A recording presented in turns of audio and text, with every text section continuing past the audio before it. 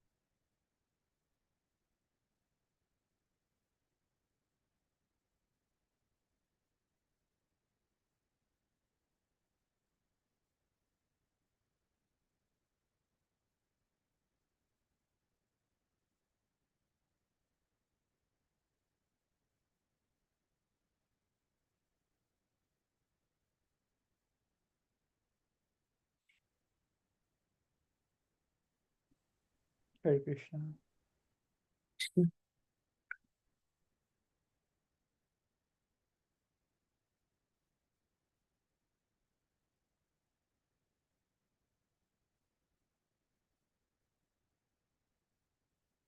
नमो भगवते वासुदेवाय ॐ नमो भगवते वासुदेवाय ॐ नमो भगवते वासुदेवाय नारायणं नमस्कृत्य नरं चैव नरोत्तमं देवीं सरस्वतीं व्यासं ततो जयं मुदीरयेत् नष्टप्रायेषु अभद्रेषु नित्यं भागवतसेवया भगवत्युत्तमश्लोके भक्तिर्भवति नैष्टिकी कृष्णाय वासुदेवाय देवकीनन्दनाय च नन्दगोपकुमाराय गोविन्दाय नमो नमः। ॐ अज्ञानतिमिरान्धस्य ज्ञानाञ्जनाशलाकाय चक्षुरोन्मीलितं येन तस्मै श्रीगुरवे नमः। मूकं करोति वाचालं पङ्गुं लङ्घयते गिरिं यत्कृपातमहं वन्दे श्रीगुरुं दीनतारिणं परमानन्दमाधवं कृष्णचैतन्यम् ईश्वरं नमः। ॐ विष्णुपादाय कृष्णप्रेष्ठाय भूतले श्रीमते भक्तिवेदान्तस्वामिनिति नाम्ने नमस्ते सारस्वती देवे गौरवाणी प्रचारिणी निर्विशेषा शून्यवादी पाश्चात्य देशतारिणी जय श्री कृष्ण चैतन्य प्रभु नित्यानंद श्री अद्वैत गदाधर श्रीवासादि गौर भक्त वृंद हरे Krishna Krishna Krishna Hare Hare Hare Ram Ram Ram Hare Hare. My humble obeisances to all the Vaishnavas on the call. Vancha kalpatarubhyascha kripa sindhubhya cha patitanam pavanebhyo Vaishnavebhyo namo namaha. We have completed chapter 1 and we are going to head into chapter 2 today. Hopefully, we'll cover anywhere between 8 to 9 verses today. And chapter 2 is very, very important. As much as chapter 1 of the first canto is important, chapter 2 is also important. In fact, chapter 2 has some of the most quoted verses of Srila Prabhupada from the entire Srimad Bhagavatam. You can imagine among the 34 verses that is there in chapter 2, at least 22 to 24 verses are quoted by Srila Prabhupada quite often. So this chapter is very crucial and it is very important to understand this chapter as well. But before we head into chapter 2, I will take about 7 to 8 minutes to give you an overview of what we have done in chapter 1. The reason this is very important is because without this overview, it will be hard for you to connect to the contents of chapter 2. So this is like a super fast overview of chapter 1.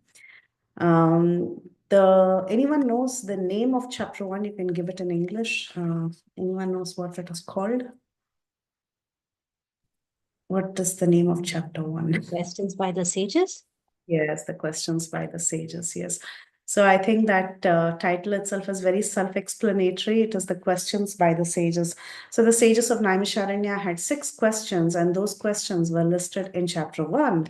So the obvious guess is that in chapter 2, at least some of these questions would be answered by the speaker, who is Suta Goswami. So here is the overview. So initially we saw the first 3 verses of Srimad Bhagavatam. The first one was the invocation. It also speaks about Sambandha, definition of the absolute truth. The second one was an introduction to Srimad Bhagavatam, how Srimad Bhagavatam is unique and it is not giving you something very usual, which is dharma, artha, kama, moksha, and it's presenting something really, really high. And so it is also, the second verse also describes the glories of Srimad Bhagavatam. The definition of real religion is mentioned in the second verse, and it deals with Abhidheya. And the third one, very famous verse as well, it is an invitation to relish Srimad Bhagavatam, which is the Prayojan. So those were the first 3 verses, and I think we have done it in great, great detail. So there's nothing more for me to say. Having heard the first 3 verses, next we go into the actual story of the Srimad Bhagavatam. So setting the scene, we all heard in our previous 2 sessions from Her Grace Kirtida Sundari Mataji that the sages headed by Shaunaka Rishi, they decided to perform 1,000-year sacrifice for the sake of the Lord and his devotees. And while they were performing this great sacrifice and there was no avail, their faces were just covered with soot and they were not attaining anything out of the sacrifice. At that time, a very elderly person came into the scene, and he was none other than Suta Goswami. So we saw the qualities of Suta Goswami. This is one of your short answer questions. The different qualities of a speaker, specifically Suta Goswami, is that he was anagha, he was free from vices. Adithani, Akyathani, he was well versed in scriptures. Veda Vidam Sreshta, he was the eldest Vedantist. He was Saumya, he was gentle, pure, and simple, and he was Snigdha, which was he was submissive. So, like this, we saw the different qualities of Suta Goswami, and that is the reason why Suta Goswami was chosen as their speaker. So they gave the seat of honor to Suta Goswami, and they had 6 questions. Who had 6 questions? The sages of Naimisharanya had 6 questions. So the very first question they asked is, what is the absolute and ultimate good for people in general? The reason they had to ask this question is because it was Kali Yuga, and people in Kali Yuga had these features of Alpa Ayusha, Manda, Sumanda Mata, Manda Bhagya, and they are always distracted, upadrata. So there are different qualities of people in the age of Kali. That was also one of your short answer questions. So because of these qualities, they wanted to know what is actually, there's so many scriptures. So what is the absolute and ultimate good for people in general? The second question is, what is the essence of all scriptures? We have heard about different Puranas, Vedas, Upanishads, and so on. But what really is the essence of all scriptures? In some sense, the first and second question is sort of connected because the answer is the same to both the questions, which we will figure out in chapter 2. The third question asked was, why did the Supreme Lord appear in the womb of Devaki as the son of Vasudev? Once they spoke about Krishna, they wanted to know about why Krishna really, came to this world. They were very eager to hear about Krishna. So they expressed their eagerness to know more and more about Krishna. And they were glorifying Krishna in various ways, especially his holy name. So they said that one can be freed even if he momentarily chants the holy name, even if he chants it unconsciously. So like that, and also Mataji was talking about that particular word, how it can be used in terms of being unconscious, or it can also be used in terms of helplessly. So either way, even if you chant once, you can be freed from all sins, basically, and you can eventually progress to a level of attaining pure love of God as the process goes on. So anyway, when they asked this question about why the Lord appeared in the womb of Devaki, they expressed their eagerness. They spoke about the glory of the holy name, and they also spoke about Sutta Goswami, because Sutta Goswami was a great devotee, and they said that the association of devotees is more purifying than even Swardhuni, which is the Ganga, right? So they said it is even more purifying than the Ganges, because if you have to take bath in the Ganges, you have to go to the Ganges and momentarily contact, there is purification. But then devotees, they give us their association for a longer period of time. They come in search of us. So devotee association is definitely glorious. So they say that we want to really hear about the Lord, and who will not be eager to hear about the Lord? So 3 questions. After the 3 questions, the fourth question was they wanted to know about the Lord's adventure in his various incarnations. And specifically, the commentators tell us that it was the Purusha avatars. So Garbhodakshay Vishnu, Kshirodakshay Vishnu, and Karnodakshay Vishnu. So they wanted to know about the Purusha avatars. And also, question 5 was narrate the pastimes of the Lord in his various Leela avatars, his various incarnations when he comes to do pastimes. Which includes all the different incarnations like Matsya, Kurma, Varaha, and so on. And they said, we have no satiation. When we hear Krishna Katha, we want to hear more and more. And they were very happy because Krishna and Balaram had just appeared recently, and they performed their superhuman activities, and they wanted to hear in great length about Krishna. So they tell Sutta Goswami, it is indeed our great fortune that you have come and we are able to ask you these questions. You are like the captain of a ship, Karnadhara. You are the captain of the ship, and we can take shelter of you, take your guidance, and we can cross this Bhavasagar with your help. Having said that, they asked their final question: whom did religious principles take shelter of after the departure of Lord Sri Krishna? So, like this, they came up with 6 questions. So, I will tell the 6 questions again, and then we'll have a quick quiz. We'll ask one of you to tell the 6 questions, because this is also one of the short answer questions. What is the ultimate good for people in general? What is the essence of all scriptures? Why did the Lord appear in the womb of Devaki as the son of Vasudev? Describe the Lord's Purusha avatars. Describe the Lord's Leela avatars. And whom did religious principles take shelter of after the departure of Lord Sri Krishna? So that's all was the first chapter. There was the invocation, introduction, invitation, The sages of Naimisharanya had assembled to perform a great yajna to mitigate the effects of the age of Kali, but there was no avail. At that time, Suta Goswami appears on the scene. They give the seat of honor to Suta Goswami and they ask Suta Goswami to answer their questions. They pose 6 different questions. So, chapter 2 and chapter 3, we will find answers to these 6 questions. Now, I will just move the slide slightly. I'll stop screen share and I'll ask one of you to tell the 6 questions from memory, please. It's a very important question. If we memorize these 6 questions, then chapter 2 and 3 will be very easy for us. Yes, Saudamani Mataji. Krishna Mataji, Dhanyavad Pranam. First question was, what is the ultimate good for all people? The essence of all scriptures. Then why did Lord Krishna appear in the womb of Devaki? Then Purusha avatars, please describe. Then Leela avatars, and lastly, after Lord Shri Krishna's disappearance, whom did the scriptures took shelter of? Dharma. Sorry, not scriptures, dharma. Sorry. Very good. Yes, Dharma. Yes. Vrinda Vaishnavi Mataji. So the first question was, what is the ultimate good for everybody? And the second question was, what is the essence of all scriptures? Third is, what is the reason that Lord Krishna been born as the son of Devaki and Vasudev? And the fourth question was, tell us about the Purusha avatars. And then and the fifth one was about the Leela avatars, or the incarnation of the Lord in the different Leelas. And the last question was, where has the religion taken shelter after the departure of Lord Krishna?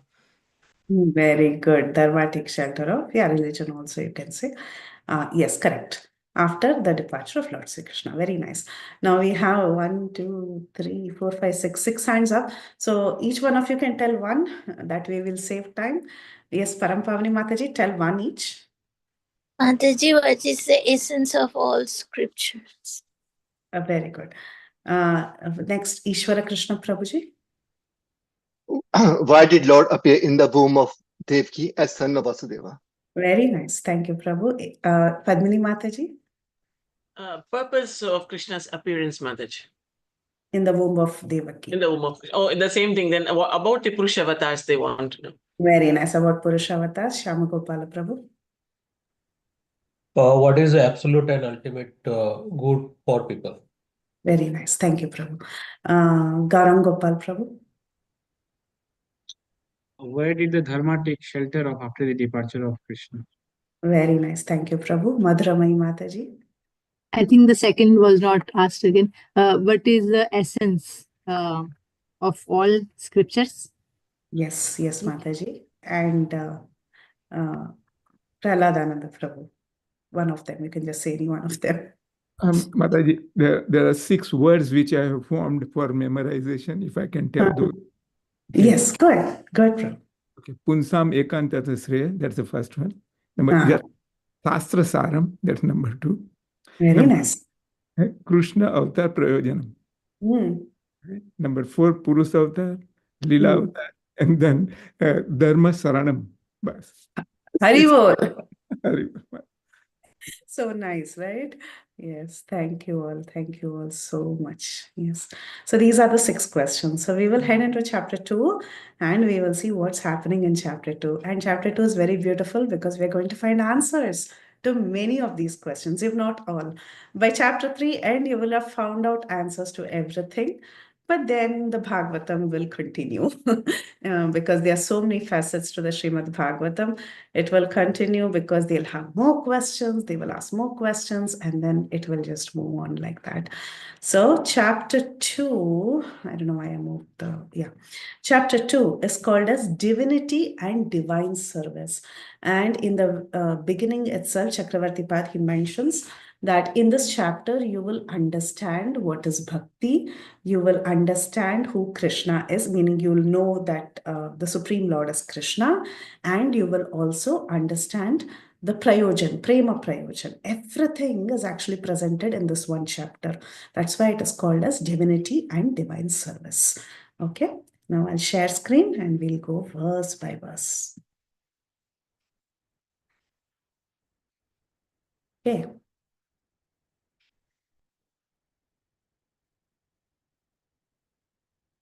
व्यास उवाच इति संस्पृश्न संहृष्टो विप्राणां रौमहर्षिणः प्रतिपूज्य वचस्तेषां प्रवक्तुम् उपचक्रमे. Can someone read the translation? Anyone can unmute and read. Translation by Should I go ahead? Okay. Ugra Shrava Suta Goswami, the son of Roma Harshan, being fully satisfied by the perfect questions of the Brahmanas, thanked them and thus attempted to reply. Nice, right? So this is perfect etiquette. When someone asks questions, even as we are discussing Harikatha, someone asks question, first we thank them for the nice questions that they have asked before we attempt to reply. So that was the perfect etiquette that was followed by Raumaharshana. Who's Raumaharshana? The verse here says Raumaharshana. Any guesses who this Raumaharshana is? You can just unmute and tell. Mataji, son. Hare Krishna. Okay. Yeah, go ahead, Parampara. I'm sorry, Mataji. Mataji, son of Roma Harshana, that is. Correct, son of Raumaharshana. Very nice. Suta Goswami. So he's called as Raumaharshana. So this Raumaharshana, who was the son of Suta Goswami, he was very satisfied. So when someone asks nice questions about Krishna, automatically the reaction is you feel very satisfied. The etiquette is to first thank them. So he's thanking them because he's having an opportunity to glorify the Lord. So he feels very satisfied. He thinks of the perfect questions that were asked by the Brahmanas. They are very, very perfect because they are very satisfying, right? They are very, very satisfying to the self. So he was very happy. He himself was satisfied and he begins to answer them one by one, which means he's going to give answers to all the 6. Okay. So now let's move to the next one, next verse. So how he begins to answer them. Before you begin answering questions, before you speak Harikatha, again, after you thank the audience, what do? You offer prayers. So that is what Sutta Goswami also does. Yam pravrijantam manupeta peta krityam dvaipayano viraha katara ajuvava putreti tanmayataya taravo abhinendus tam sarvabhuta hridayam muni manantosmi. So Suta Goswami said, I offer my respectful obeisances unto that great sage Shukadeva Goswami.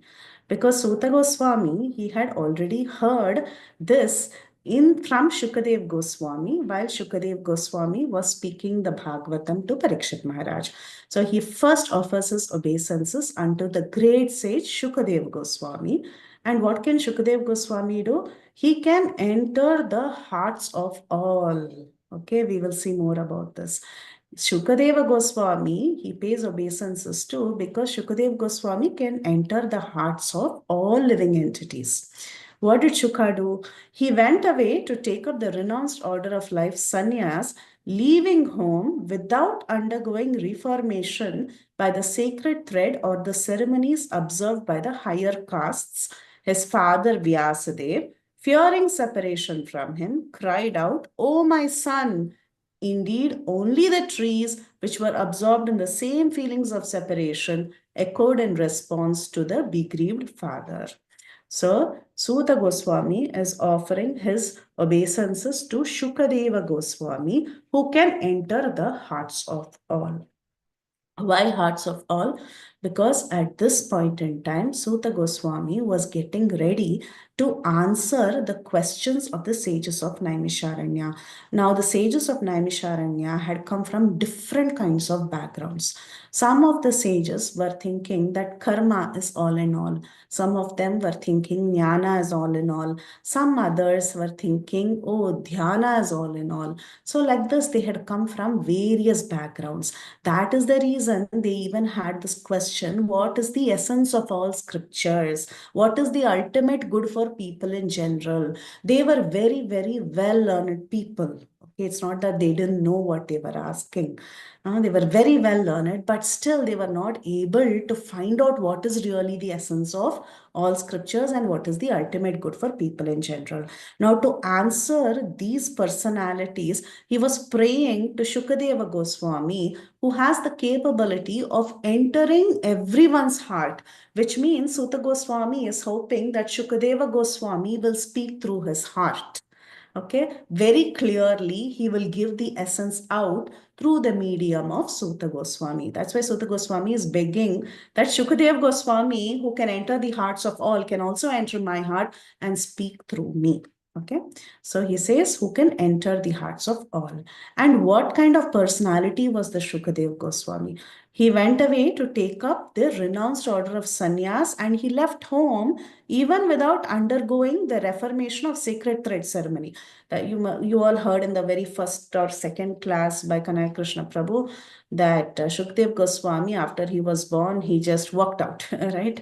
When he was 12 years old or 16 years old, there are different opinions, but he just walked away. He didn't even undergo the reformatory ceremony. Usually when after a child is born, the child undergoes different samskaras, and the child also undergoes the sacred thread ceremony. Then he gets educated. But then what happened? Shukadev Goswami, he was such a great transcendentalist that he didn't even have to undergo the reformatory ceremony and undergo formal education. And he walked out. And he was very, very renounced. So much so that his father, Vyasadev, he was feeling separation from his son. It is natural for any father to feel separation. And he cried out, "Oh, my son, oh, my son." When he cried out, "Oh, my son, oh, my son," what happened? Only the trees who were absorbed in the same feelings, they echoed in separation when Vyasa cried out, which means when there is a great personality like Shukadev Goswami, not only is the father feeling separation, but all living entities get attached to such a person and they also feel separation. So it appears that even the trees were so attached to Shukadev Goswami that they were also crying out, "Oh, my son, oh, my son." Another meaning is that through the trees, Shukadeva Goswami was telling, "Oh, my son," back to Vyasadev, to remind Vyasadev who is whose son. So he was so renounced that he was able to respond to the trees, calling his father, "Oh, my son, oh, my son." Who is whose father, who is whose son? So like that, our acharyas, they comment and they tell that this Shukadev Goswami, he was such a great transcendentalist that he immediately took up the renounced order of the life and he walked out, and his father and the trees were crying out in separation. So let's go through Srila Prabhupada's purport. First and foremost thing, Srila Prabhupada, he talks about Varna and Ashram. Why does he talk about Varna and Ashram in this purport? The reason is because in the beginning itself, we are telling Shukadeva Goswami was in the renounced order of life. So what is this Varna and Ashram? You all know there are duties that a person must perform, both spiritual duties as well as material duties. All of us have duties to perform. So these Varna and Ashram duties, they are enjoined in the Vedas, and a person who is ready to accept education, that is, he is born, he is undergoing birth samskaras, then when he is ready to study the Vedas, he becomes a brahmachari. Basically, at that time, he goes in search of an acharya or a bona fide spiritual master, and he undergoes purificatory ceremony. Okay, that is the Upanayana ceremony. That is how he begins education. A brahmachari begins education. So even this Upanayana samskara was not done for Shukadeva Goswami, and even before it was done, he actually walked away. So this Upanayana samskara, or this samskara that one takes up before he starts education, is actually a purificatory process. And during this purificatory process, it is said that a person is born for the second time. He has a second birth. So when you take that sacred thread ceremony, you become a dvija. That means you become a twice born. When the ceremony is done, you become a twice born. But just because you have become a dvija, you have not yet become a brahmana. What is the next step? After qualifying as a dvija, you begin studies of the Vedas. As you keep studying the Vedas, you become an expert in the Vedas and you become a Vipra. Vipra means a scholar or a qualified Brahmana. Okay? You have not yet become a realized Brahman. You have just become a Vipra. You have become a scholar. And then as you progress, Brahma Janati iti Brahmana. You become a Brahmana. But however, a Vaishnava is greater than a Brahmana. Why? Because a Vaishnava has understood that Krishna is indeed the essence of everything. So a Vaishnava is a postgraduate status of a Brahmana. Prabhupada says a progressive Brahmana must necessarily become a Vaishnava, for a Vaishnava is a self-realized learned Brahmana. So what did we see? We saw that with the Upanayana ceremony or with the purificatory process, you become a Dvija.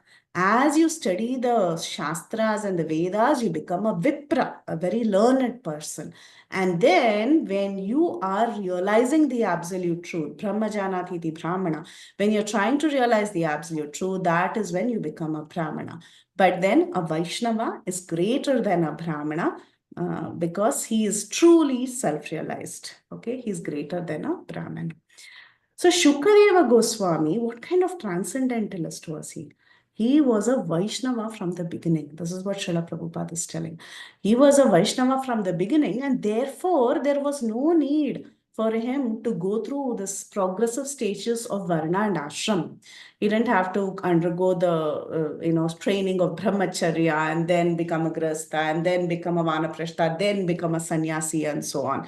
So he didn't have to undergo all of this entire process in the Varnashram institution. So what is the aim of the Varnashram institution? The Varnashram institution is to make a crude man into a Vaishnava. Now Shukadeva Goswami was already a Vaishnava. So he did not have to undergo this entire process. He was already an Uttamadhikari Vaishnava. He was already in this highest stage. So therefore, even Sri Chaitanya Mahaprabhu, we see when he was dealing with his own associates like Haridas Thakur and others, though Haridas Thakur was born in a Mohammedan family, he named Haridas Thakur as Namacharya, right? Because a Vaishnava doesn't necessarily have to be born in a Brahmin family. So that is the point here. And Prabhupada also quotes this famous verse, Kirata Hunandra Pulinda Pulkasha Abhira Shumba Yavanakasa.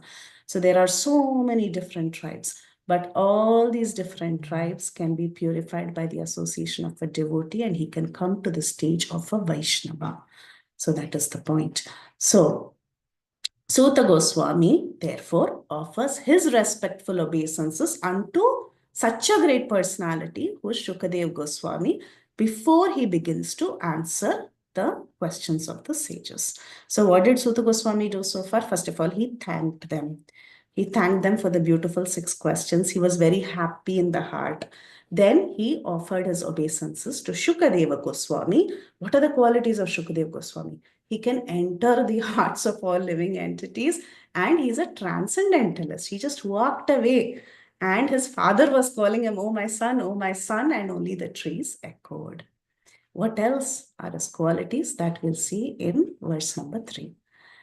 Yasvanubhavamakilashrutisaremekam Adhyatmadipamatitishitam tamo andam Samsarinam karunayaha purana guhyam Tam vyasasunumupayami gurum muninam.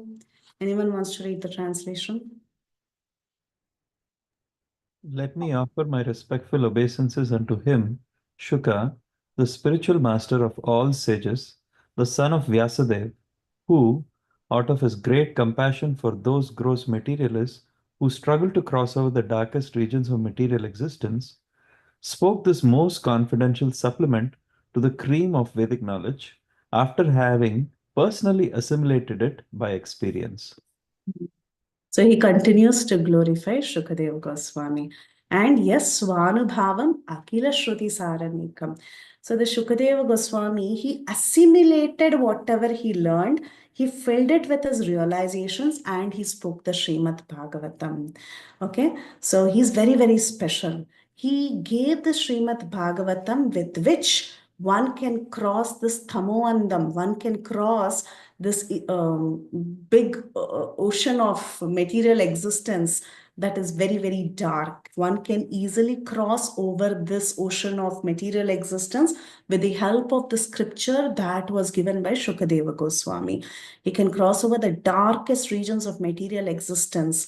And this Srimad Bhagavatam that he spoke after assimilating and adding his own realizations, it is the cream of all Vedic knowledge. Okay, so that kind of Srimad Bhagavatam was spoken by Shukadeva Goswami. Hence, Suta Goswami is offering obeisances to Shukadeva Goswami. In the previous verse, Suta Goswami was telling about the greatness of Shukadeva Goswami, how Shukadeva Goswami is a transcendentalist and he can enter the hearts of everyone and he can give clear knowledge to all. In this verse, he's telling that Shukadeva Goswami already spoke about the Srimad Bhagavatam after personally assimilating it by experience. So he glorifies that Shukadeva Goswami is the speaker of Srimad Bhagavatam. So here in the purport, Srila Prabhupada, he mentions that here Srila Suta Goswami practically summarizes the complete introduction of Srimad Bhagavatam. And Srimad Bhagavatam, he says it is the cream of all Vedic literature, right? That's what the verse says.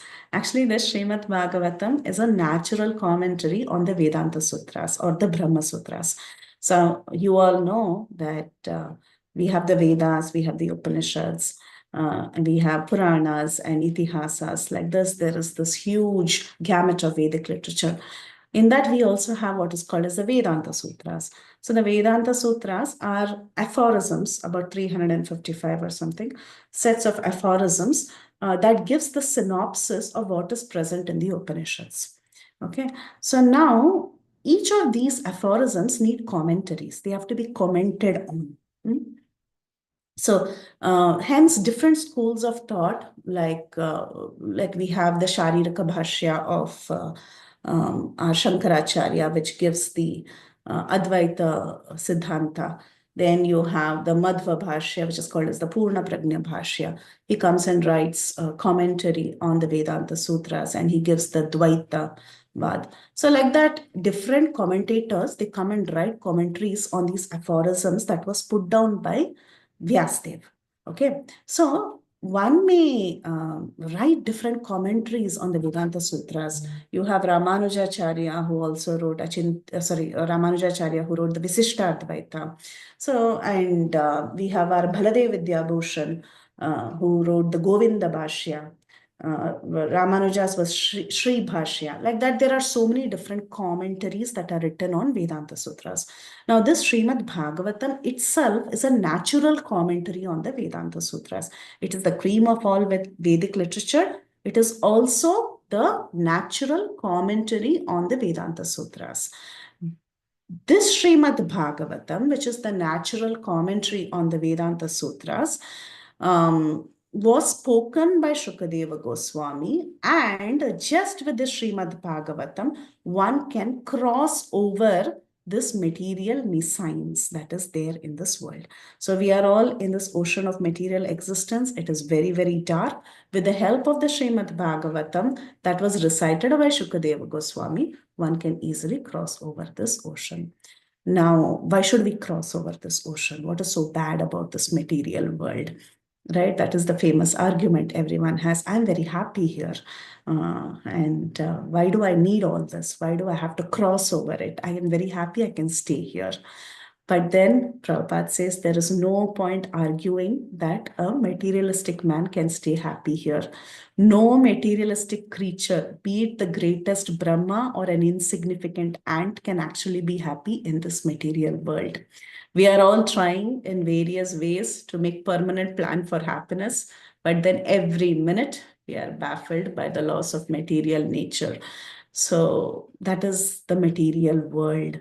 We can never ever be happy. The only way we can be happy is to get out of this material world. But if we are simply here and we are thinking that we are going to be happy, it is compared to a camel who relishes thorny twigs because he likes the taste of the twigs mixed with his blood. So if you see in the desert area, sometimes the camel he eats cactus, and there are thorns in that cactus that may prick his palate, and blood may come. So that blood mixes with the food, and he thinks it is very tasty. So that is what our condition is in this material world. We are trying to find happiness in a place where it is dukhalaya mashashvatam, right? That is the kind of world we are in. But here also we are thinking that we are going to find happiness. So Prabhupada says we are like that camel. He does not realize that it is his own blood and that his tongue is being cut by the thorns. Similarly, we materialists, we think our own blood is as sweet as honey, and we are always harassed by different material creations, and we do not wish to escape. We just want to come back again and again and experience this world. So like that, such materialists, Prabhupada calls them as karmis. And that is the condition of most people in this material world. We are thinking they are enjoying this material world. But then out of hundreds and thousands of karmis, only one desires to get out of this material entanglement. What is that verse in Bhagavad Gita? Where out of hundreds and thousands of karmis, there is one person who wants to get out of this material. Manushyanam Sahasreshu. Manushyanam Sahasreshu. Yes, correct. Very nice. So, out of this material entanglement, only one wants to get out of this material world, and such an intelligent person is called as a jnani. And the Vedanta Sutras are directed to such jnanis. But then Vyasadev, he sees the misuse of the Vedanta Sutra by unscrupulous men, and therefore he has very mercifully supplemented the Vedanta Sutras by giving us this Bhagavad Purana. So this Bhagavad Purana, or the Srimad Bhagavatam, is a natural commentary on the Brahma Sutras. So when you read the Srimad Bhagavatam, you will get full clarity. That's why Shankaracharya, he did not personally comment on the Srimad Bhagavatam. It is very difficult to give an impersonalistic commentary on the Srimad Bhagavatam, because Bhagavatam is very, very clear. It very clearly tells us about the Supreme Absolute Truth, that he is a person. Okay, so even Shankaracharya did not dare to comment on the Srimad Bhagavatam. Actually, the natural commentary on the Vedanta Sutras is indeed Srimad Bhagavatam. So Prabhupada is telling us Srimad Bhagavatam is the one unrivaled commentary on the Vedanta Sutras. Sripad Shankaracharya intentionally did not touch it because he knew that the natural commentary will be very difficult for him to surpass. So like that, the Srimad Bhagavatam is very, very clear. It is the natural commentary on the Srimad Bhagavatam. And of course, Prabhupada mentions how sometimes these Mayavadis, they are very envious of the Supreme Personality of God at his form, and they do not accept his form. So Mayavadi cannot access the Srimad Bhagavatam. But if we take shelter of the Srimad Bhagavatam, as spoken by Srila Shukadev Goswami, then it will be the transcendental torchlight by which we can understand the Supreme Absolute Truth, not just as Brahman, not just as Paramatma, but as Bhagavan as well. Okay, so that was verse number 3. So again, let's see what happened so far. Rau Maharshana, who's Suta Goswami, he attempted to answer. He thanked the sages, and then he started offering his prayers to Shukadeva Goswami. So what can Shukadev Goswami do? Shukadev Goswami, he was a great transcendentalist. He walked out even before the Reformation ceremonies happened. He can enter the hearts of all. And what did he do? What is the biggest contribution? He spoke the Srimad Bhagavatam which is the cream of all Vedic literature. So now he has given his prayers to Shukadev Goswami. Who else did he offer prayers to? That is text 4. Famous verse, memorization verse. We sent the memorization verses today. Yesterday not yesterday, before yesterday when I said we have 16 verses, but Kirtida Sundari Mataji and myself, we reduced it for you all. So what we did is till chapter number 5, we put it as test 1. And then after that, we put it as test 2. For test 1 has about 15 verses and test 2 has 13 verses. Okay, we have reduced a lot of verses that is there in your original handbook. You can go and check for yourself. We have removed some verses so that it's easier on you. And only very important verses which you really cannot skip, only that we have included. So the updated shloka list has been sent on WhatsApp. It is also uploaded by Mukta Mataji on your dashboard. If it is not yet uploaded, she will upload it because I just spoke to her before this class. Someone has a chat message before. Okay, thank you, Mataji. Okay. Text 4, famous verse. Everyone, I think, already knows. There's nothing new for me to tell here. But I will just speak the commentaries of Srila Prabhupada and all our acharyas. Narayanam namaskritya naram chaiva narottamam devim saraswatim vyasam tato jayam mudirayet. So before reciting the Srimad Bhagavatam, first I'll tell the translation and then we'll go word by word. Before reciting the Srimad Bhagavatam, which is the very means of conquest, one should offer respectful obeisances unto the Supreme Personality of Godhead, Narayana, unto Naranarayana Rishi, the supermost human being, unto Mother Saraswati, the goddess of learning, and unto Srila Vyasdev, who is the author. So, Suta Goswami is telling us that before reciting Srimad Bhagavatam, everybody recites this verse. Whoever is doing Bhagavatam, we all recite Narayanam Namaskritya. Not only that, he is also reciting this verse. Okay, so in this verse, whom all is he offering respect to? Narayanam Namaskritya. He is offering respect to the Supreme Lord Narayana. Naram Chaiva Narottamam. He is specifically offering respects to Naranarayana Rishi. Why is he offering respects to Naranarayan Rishi at this place? That is commented by Srila Vishwanath Chakravarti Thakur. And Vishwanath Chakravarti Thakur tells us he is the presiding deity of this place. Which place? Of the place of Naimisharanya. Naimisharanya is the place where it is spoken. Jiv Goswami says Naranarayana Rishi is also the presiding deity of the entire text. Not only is Krishna the presiding deity of the entire text, even Naranarayana Rishi is the presiding deity of the entire text. But we can understand that the presiding deity of Naimisharanya is Naranarayana Rishi. Hence, the obeisances is paid Narayanam Namaskritya Naram Chaiva Narottamam. Here, the word Narottamam can mean, according to the word to word here, Narottamam can mean Naranarayana Rishi or Narottamam. It can also mean that he's offering respects to Naranarayana as well as Narottamam, who's Krishna. Okay, that's how Chakravarti Pad puts it.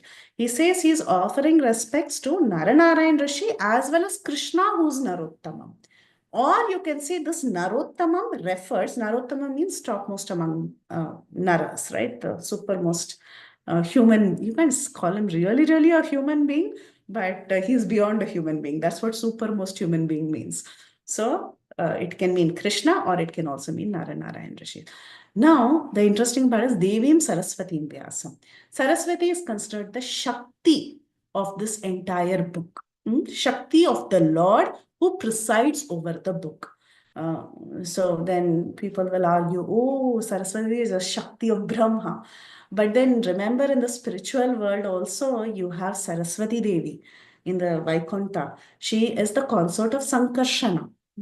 So the Shakti of this, the Lord who presides over that text is Saraswati. So only by the mercy of Saraswati, knowledge is actually gained, right? So there is respectful obeisances to Devim Saraswati and also to Vyasadev. Obviously, Vyasadeva has composed the Srimad Bhagavatam. So there is obeisances to Vyasadeva as well. And then he says, Tato Jayam Udhirayet. So Chakravarti Bhat says, say Jaya, Jaya, Jaya Krishna. When you start the book itself, you should say Jaya, Jaya to Krishna. You should say all glories to Krishna. So that is one way of understanding Jaya. And there is a slight twist to this. He says, the work is also Jaya. The work, Srimad Bhagavatam itself is called Jaya. Actually, if you read Mahabharata, one of the original name of Mahabharata is Jaya. That is the name of the text, actually.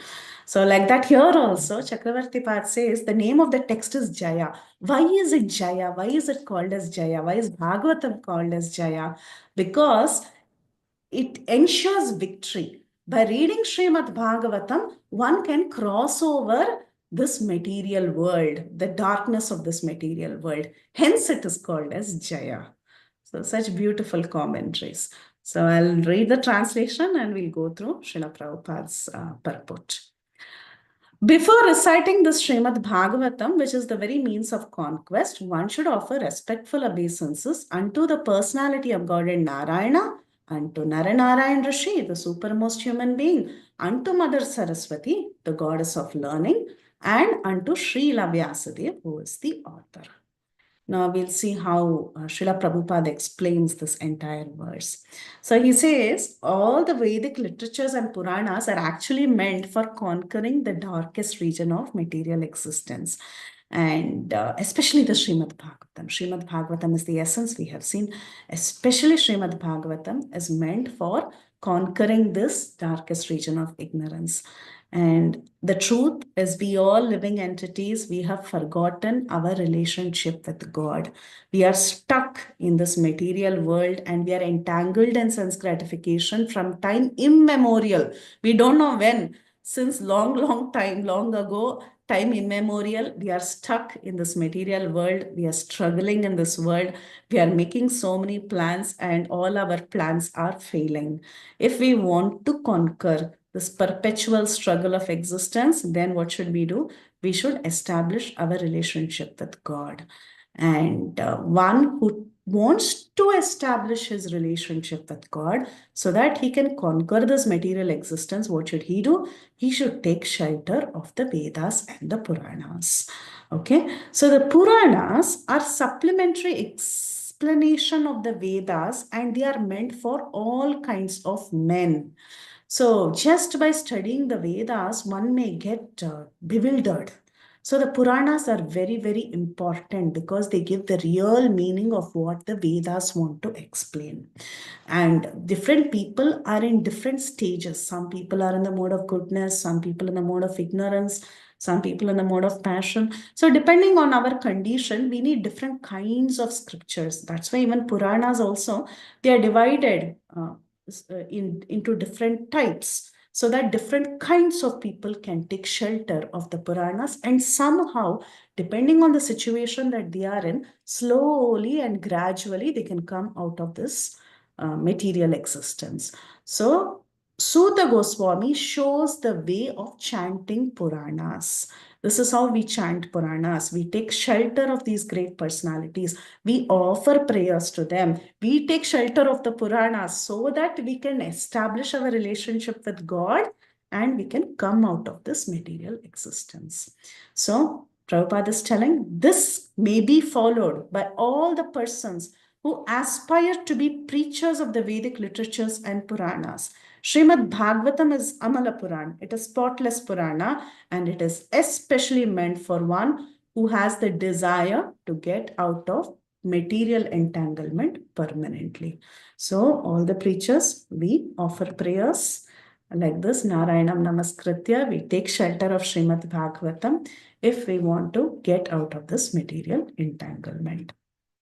So after offering his obeisances to Shukdev Goswami, he also offered his obeisances to Naranarayan Rishi, Devi Saraswati, Vyasa, and all of them.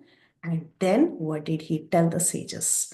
So he told the sages, Munayah sadhu prashtoham bhavatpir loka mangalam yat krita krishna samprashno yenatma suprasidati. he was very happy. He congratulated them. He congratulated them and he told them, "Oh sages, I have been nicely questioned by you. I have been justly questioned by you. Your questions are worthy. They are very good questions. Why? Because they relate to Lord Krishna and they are of relevance to the world's welfare, Loka Mangalam. So when we ask questions in such a way that it is benefit to everybody. So the Suta Goswami was very happy. He said, very good questioning, very relevant. The questions that you have asked is benefiting everybody. It is relevant for the world's welfare. Only questions of this sort is capable of completely satisfying the self. Okay, so he says one is that you have asked a question which is Lokamangalam, and second, Yenatma Suprasidati. Such kind of relevant questions are completely satisfying to the self. So what is the question they have asked? In general, their questions are around Krishna, right? Any discussion that is centered around Krishna is very satisfying to the heart, and it is for the ultimate welfare of everyone. So Suta Goswami, he is congratulating the sages and telling that your questions are completely satisfying to the self and they are beneficial for everyone. Now, purport, Srila Prabhupada says that the questions asked by the sages of Naimisharanya are just and they are perfect simply because they pertain to Krishna, who is the supreme absolute truth. Krishna says that in all the Vedas, there is nothing but the urge for searching after him, Lord Krishna. Anyone wants to say what is 15:15? Bhagavad Gita? All the Vedas are directed towards Krishna. Sarvasya, Yeah. Sarva, go ahead, bro. Sarvasya chaham hridi sannivishto mattah smritir gnanam apohanam cha vedaischa sarvair ahame vedyo vedanta krit veda vedeva chaham. Very nice. Yeah. So everything that is pertaining to Krishna is always satisfying to the self and beneficial to all. So Suta Goswami is telling, thus these questions that pertain to Krishna are the sum and substance of all Vedic inquiries. Okay, if we ask questions about Krishna pertaining to Krishna, that is it. It is the sum and substance of all Vedic inquiries. And this is an interesting paragraph of how Srila Prabhupada talks about this world. He says that everybody is asking questions, right? Every minute we are having conversations, and all the conversations that we are having is about question and answers. We ask our son, "Oh, did you finish playing? Are you hungry? Do you want to eat?" Then you ask your husband, "Can you do the dishes?" Or you ask your wife, "Is dinner ready?" Everything, this whole world is full of questions and answers. The birds, the bees, the men, everybody is busy in the matter of perpetual questions and answers, Prabhupada says.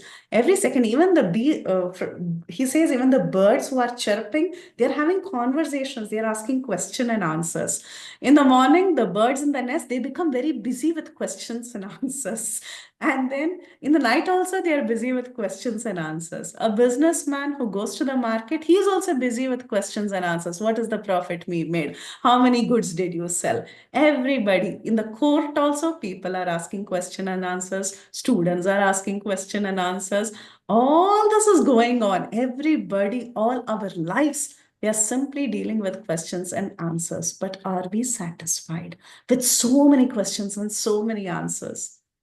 No, because everything is very mundane. Real satisfaction of the soul can be obtained only if the question and answers are related to Krishna. So that's why here Suta Goswami is telling, Yenatma Suprasidati. It is so satisfying to the self that you have asked about Krishna. Why? Because at the end of the day, Krishna is our most intimate master, friend, father, son, and object of conjugal love. In all the five rasas, one can connect only with Krishna. And we have forgotten about Krishna and we are creating all these mundane question and answers and not getting complete satisfaction. But only questions and answers related to Krishna can truly give us satisfaction. Actually, we cannot live even for a moment without being questioned or giving answers, it seems. Prabhupada says. We cannot live for a moment without being questioned or giving answers. That is our state in this material world. But we are not asking the right questions and speaking the right thing. Because the Srimad Bhagavatam deals with questions and answers that are related to Krishna, we can derive higher satisfaction by reading this transcendental literature. So, one should learn the Srimad Bhagavatam and make an all-round solution to all problems pertaining to social, political, and religious matters. It is interesting how Srimad Bhagavatam deals with all the topics in the world. Whether it is political topics, social topics, geography, chemistry, biology, it deals with everything in this world. So it is an all-round solution to all problems pertaining to social, political, religious matters. Hence, Srimad Bhagavatam and Krishna are the sum total of all things. So basically, Suta Goswami is happy that the questions are pertaining to Krishna. Now he attempts to give answers. Okay. So what are the first two questions? Anyone can quickly tell me the first two questions? What is the ultimate good for all people in general? What is the essence of all religions? Yes, we are going to find answer in 6th verse. So let's find the answers now. 6th verse, you can note it. It is going to give answer to both questions. And the 7th verse is an expansion of what is mentioned in the 6th verse. So 6th verse is the answer. 7th is an extension of that answer. Okay, but 6 is what we are going to see first. Memorization verse, very important verse. So you can note this also. It's a memorization verse. Savai pumsam paro dharmo yato bhakti radhokshje ahaituki apratihata yayatma suprasidati. Translation, somebody? Can I read? Say, Mataji, in this statement, can I read? Good. In the statement, Sri Suta Goswami answers the first question of the sage of Naimisharanya. The sages asked him to summarize the whole range of. Is it translation or purport, Mataji? Am I doing it right? In the translation. The supreme occupation, dharma, for all humanity is that by which men can attain to the loving devotion service and to the transcendental Lord. Such devotional service must be unmotivated and uninterrupted to completely satisfy the self. Very nice. So what is the answer to question 1 and 2? What is the ultimate good for people in general, and what is the essence of all religions, Mataji? What is your one-word answer to it? Which one? I didn't get your question. The essence of all? Yeah. The essence of all religions and ultimate good for people in general. What is the answer? It is? It's bhakti. Yeah, bhakti. Loving devotional service unto the transcendental Lord. Yes, it is bhakti. And how should this bhakti be performed? What are the two characteristics? Sadamani Mataji, you raise your hand so you can tell. What are the two characteristics of this bhakti, devotional service that should be performed? It should be unmotivated and uninterrupted. Yeah, unmotivated and uninterrupted. So the supreme dharma, supreme occupation for all humanity in general is that by which men can attain loving devotional service unto the transcendental Lord. Such devotional service should have two qualities. It should be without any hetu, unmotivated and uninterrupted. Now, I'll say a little bit about this before we get into the details of what Srila Prabhupada has mentioned. So, bhakti, he says, Savai pumsam. Pumsam means all people, the entire mankind. Parodharma. Parodharma means the topmost dharma. Yato bhakti, by which devotional service to Adhokshaja, who is the Supreme Lord Krishna. Krishna is one of the names Adhokshaja, meaning he's transcendental. He's beyond this material universe. Ahaituki apratihata. That bhakti should be ahaituki, without hetu, meaning it should be causeless. Okay. And it should be apratihata. Apratihata means without any break. It should be continuous. It it should be unmotivated, and it should be uninterrupted. If such a devotional service that is unmotivated, that is uninterrupted, that bhakti that is done to Adhokshaja, which is the parodharma, such devotional service completely satisfies the self. See, in the previous verse also, we were looking for what is going to satisfy the self.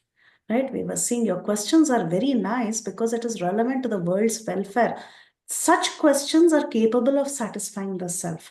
The sages have also asked very relevant question.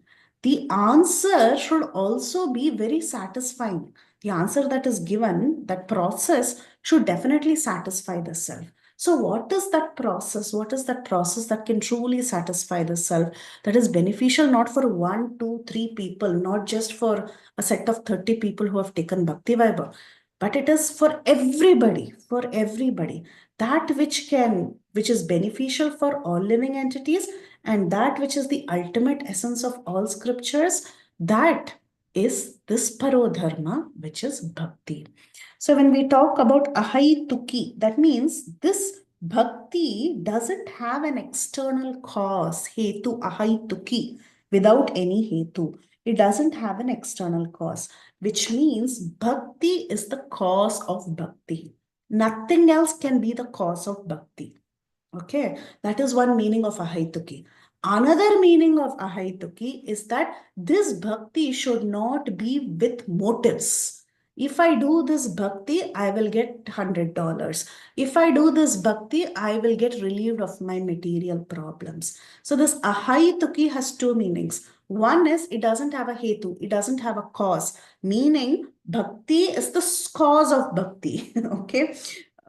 Many people think Vishwanath Chakravarti has given a big essay on this, but you can read it for yourself. Take time and read it when you have time. Okay, but I'll just say it in 2 sentences, what he has written. Nothing can be the cause of bhakti. Your karma is not the cause of bhakti. The jnana you have developed is not the cause of bhakti. Even the devotee association is not the cause of bhakti. But bhakti in the heart of a devotee becomes the cause of bhakti in your heart. So bhakti doesn't, even mercy of the Lord is not the cause. Everything he has rejected. You can read that analytically, how he has dealt with it. That is homework. If you want to do it, you can do it, or you can skip it. Nobody is asking you to read extra commentaries. If we just stick to Srila Prabhupada, that's more than enough. Okay. So basically, bhakti is the cause of bhakti. There is no external cause. That is one thing. Second, this bhakti should be unmotivated, meaning it should be pure bhakti. By doing this bhakti, you should not hanker to get something else. Okay, that is the meaning of ahaituki. Second is apratihata, meaning it should be done consistently, continuously. That's why we say nityam bhagavata sevaya. In the next few verses, you will read that. You have to read Bhagavatam every single day. You have to chant your rounds every single day. There is no break. And you should hear Harikatha every single day. Okay. So like that, there should be no break. And the analogy given is the flow of oil versus the flow of water.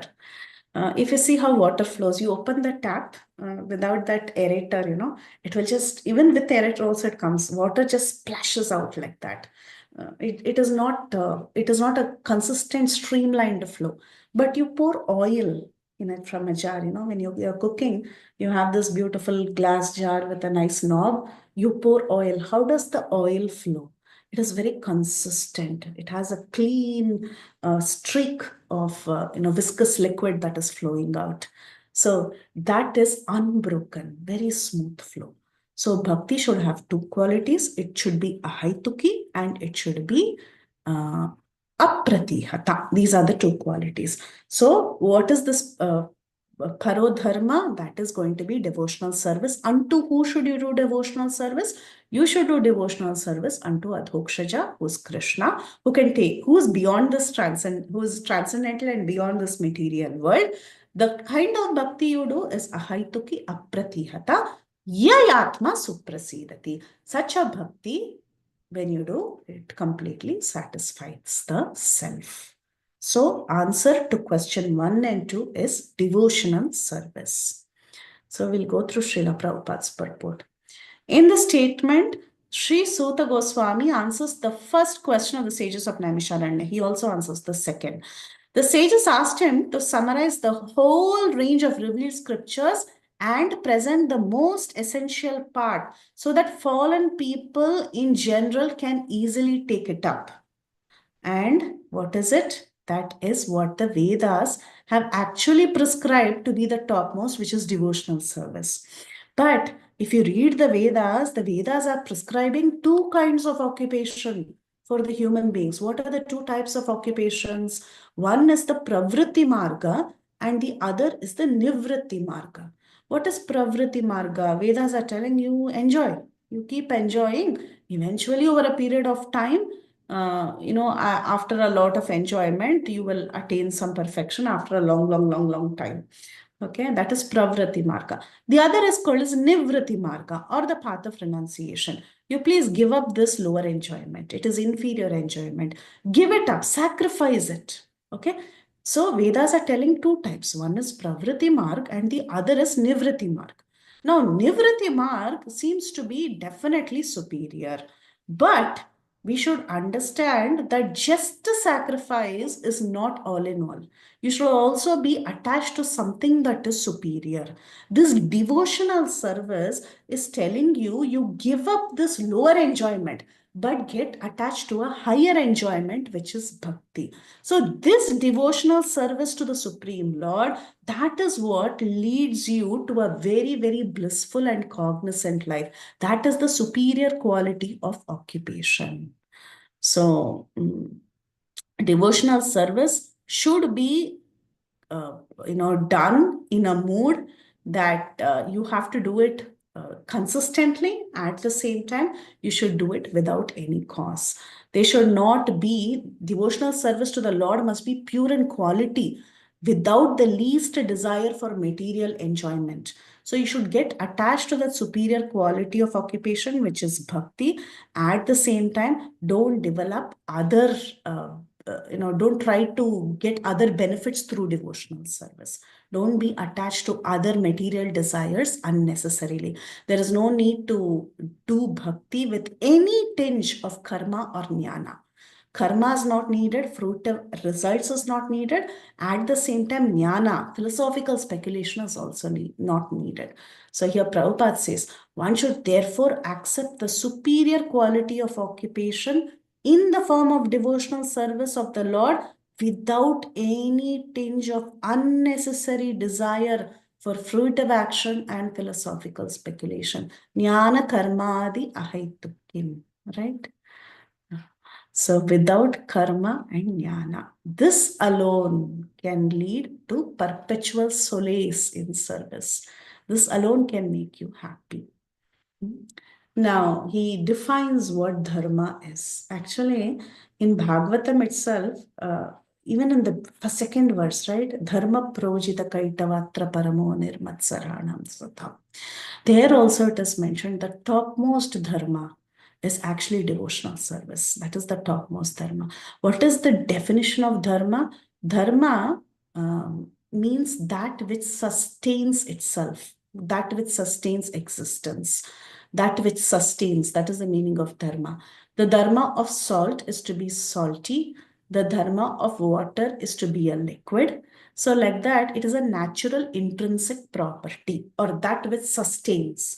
So the real dharma of every living entity is to understand that we are parts and parcels of Krishna and we have to serve him. That is our real dharma. That is the Sanatana dharma. That is eternal property. The natural soul's property is to be a servant of the Lord, right? So the true dharma is to do service unto him. Why we do service unto him? Because at the end of the day, we are parts and parcels of Krishna. We are his eternal part and parcel. We have a natural attraction for him. Krishna is the complete whole. Everything else is the part and parcel. So the relationship of a servant and the Lord is already there. Our dharma, our natural intrinsic property, or that which is sustaining our existence, is that bhakti, is that devotional service unto the Supreme, of whom we are a part and parcel. So if we are engaged in that loving devotional service, then we can easily get complete satisfaction and cross over this material existence. Okay, so it's an important verse. Remember to memorize this verse. Also think about the two features, which is ahaituki and apratihata. And this is what can give complete satisfaction to the self. 7th verse. It's a continuation of the 6th verse. So we saw the answer to the first two questions is devotional service. And there itself it was mentioned, you have to do devotional service to Adhokshaja. But here there is a bonus thing that is mentioned about this devotional service that you perform. So when you perform this devotional service, what happens? That is also mentioned. So that is verse number 7. Another verse to memorize. Vasudeve Bhagavati Bhakti Yoga Prayojitaha Janayatyasu Vairagyam Jnanam Cha Yat Ahaitukam. So he's telling, by rendering this devotional service to Vasudeva, who is the Supreme Personality of Godhead Sri Krishna, what happens? One immediately acquires knowledge and detachment from the world.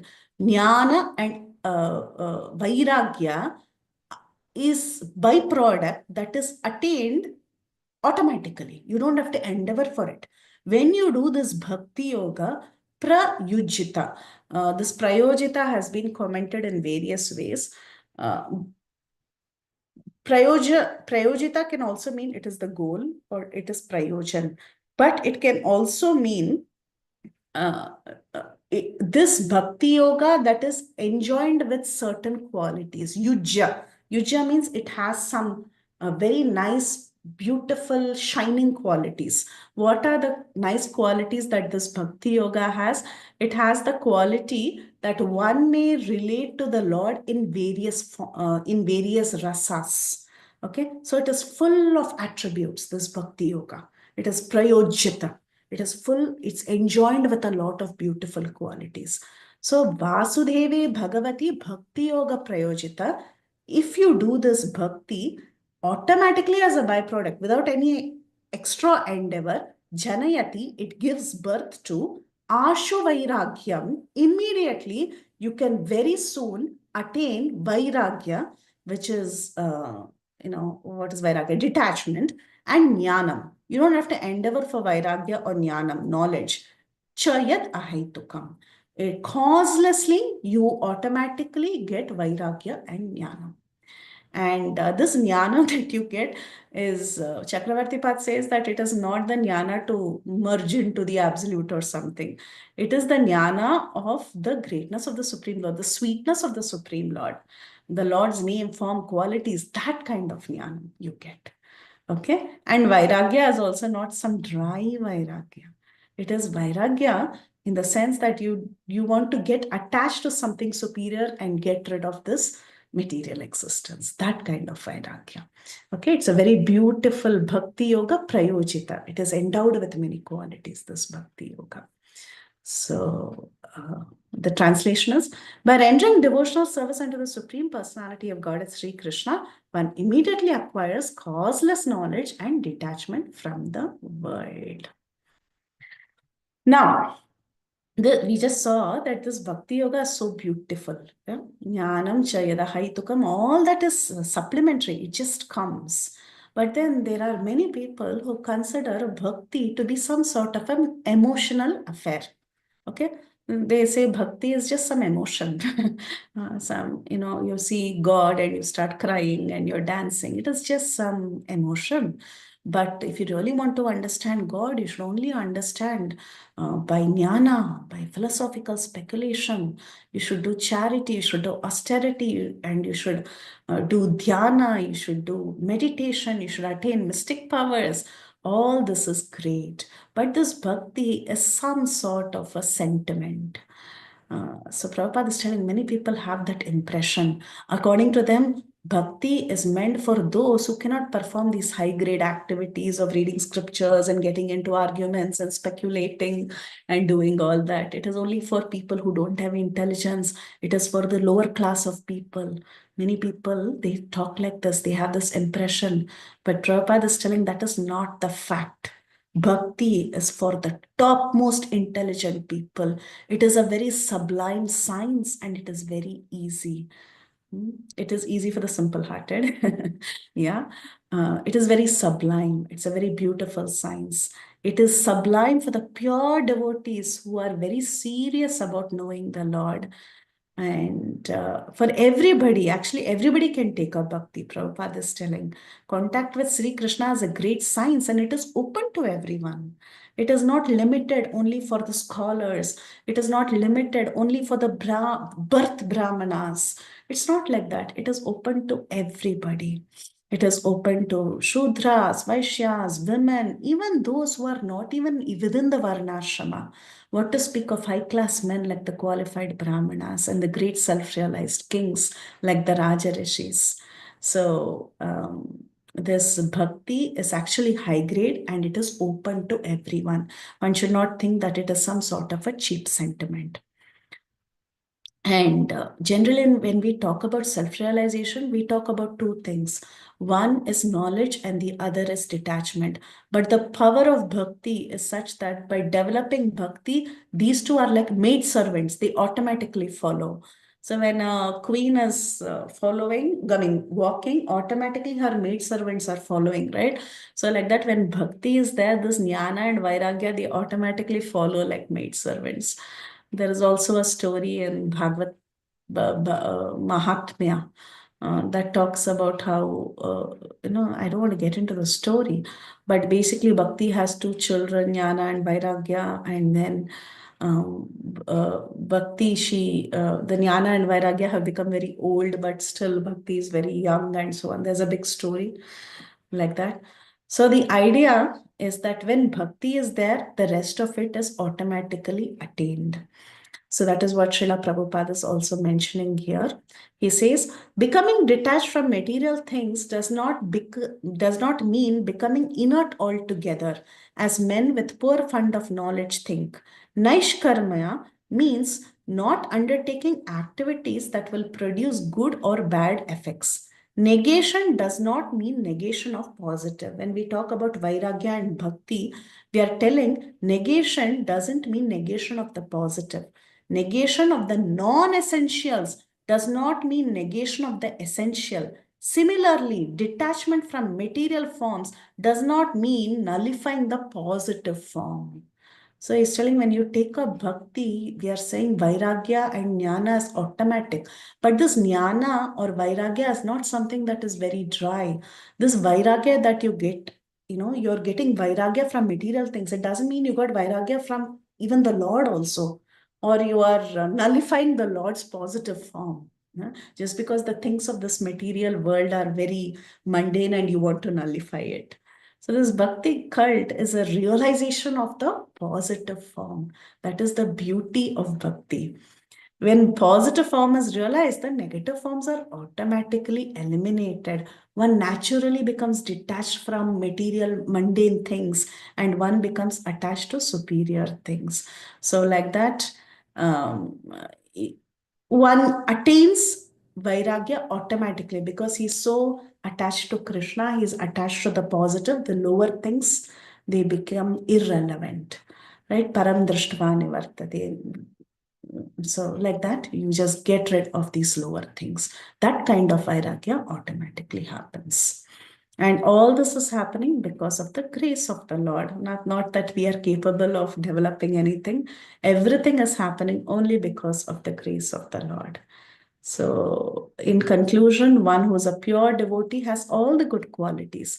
Name it knowledge, detachment, whatever you want. All these different qualities are automatically attained if one has one quality, that is devotional service. That's why we hear over and over that a devotee automatically attains all good qualities. But a person who doesn't have bhakti, what good quality does he have? So bhakti is the supermost occupation of a human being. That is the ultimate good for all living entities. And indeed, it is the essence of all scriptures. And the last verse for today. If bhakti is everything, okay, what did we see? Again, I'll recap from the beginning of this chapter. Sutta Goswami, he attempted to answer. He was very thankful. He attempted to answer. He paid obeisances to Shukadev Goswami, who has different qualities of entering the heart, who was a great transcendentalist, who was the speaker of the cream of all Vedic literature, that was Srimad Bhagavatam. He offered obeisances to Narayana, Namaskritya Naram Shaiva, Narottama, Devi, Saraswati, Vyasam, Tato Jaya, Udirayet, all that he offered obeisances. After he offered obeisances, he appreciated them for asking questions that is good for the welfare of all living beings and that is pleasing to the heart. Having said that, he attempted to answer and he said that the answer to your first question is that it is devotional service. But then there in that assembly, there are so many different kinds of personalities, right? All the sages of Naimisharanya, they were not pure devotees. They came from so many different backgrounds. So, if bhakti is everything, if bhakti is the essence of all scriptures, then automatically a question in their heart. Now, we are all so-called devotees who have read Srila Prabhupada's books. We have read the bhakti scriptures. So we have read Srimad Bhagavatam, we have read Bhagavad Gita, so we know bhakti is everything. Now imagine if we are in a situation where we didn't have exposure to Srila Prabhupada's books, okay? We were raw, completely raw, without having any exposure of Prabhupada's books. Then we would have so many conceptions in our mind. So similarly, the sages who were present there, they were thinking, oh really? Is bhakti everything? Is that really the essence of all scriptures? Then what about the Varnashrama? We are all sannyasis and vanaprashtis who have come and who are sitting here and we are doing our occupational duties so perfectly. So what about that? So that was the question in their mind. So that is where he begins to say the 8th verse. He says, Sutta Goswami says, remember, bhakti is everything. You might have this question, what about my Varnashrama? But he says, Dharma swanushtitaha pumsam vishvaksena katasuya na utpadayet yati ratim shrama yevahi kevalam.